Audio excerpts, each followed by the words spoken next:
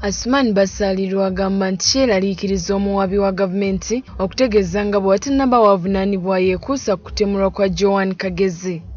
Tulina okweraliikirira n'ennaku y'amaanyi nti emyaka ebiri giyiseewo naye omuwaabi wa gavumenti akutegeeza nti tebannafuna omuntu yenna gwe balinako obujulizi bw'amaanyi bulaga nti waliwo abantu nti yeeyatta eyali omuwaabi wa gavumenti Joan Kagezi.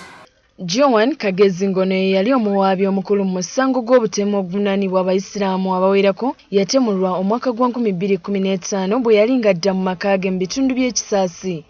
Kyokka olunaku olw'eggulo Ssaabawaabi wa gavumenti Michael Chibita yategeezezza Paaliyamenti nga bwe watannabaawo omuntu yenna avunaanibwa ku musango guno, ekintu Asuman Basalirwa ky'agamba nti kirekawo ebibuuzo bingi.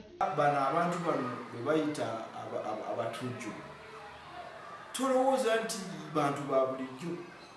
America kyagitwalira ebbanga okunoonya Osama bin Laden n'okumutta, bbanga lya myaka egisukka mu 5.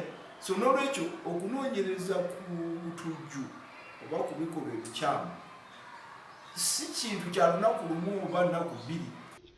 Ono agamba nti poliisi ezze ekwata abantu ab'enjawulo abateeberezebwa okubeera emabega w'okutemulwa kw'eyali omwogezi wa poliisi IGP Felix Kaweesi, kyokka ate ebiriwo tebimatiza bantu. Buli lunaku ezuukayo omuntu eyatta Kaweesi eyakwatiddwa, buli lunaku. Era weebuuza, okay, abantu abayinza okubeera nga 2, 3, 4, 5 olwo kwe ne mubeeramu abantu nga 100, naye tugenda kati mu mwezi mulamba.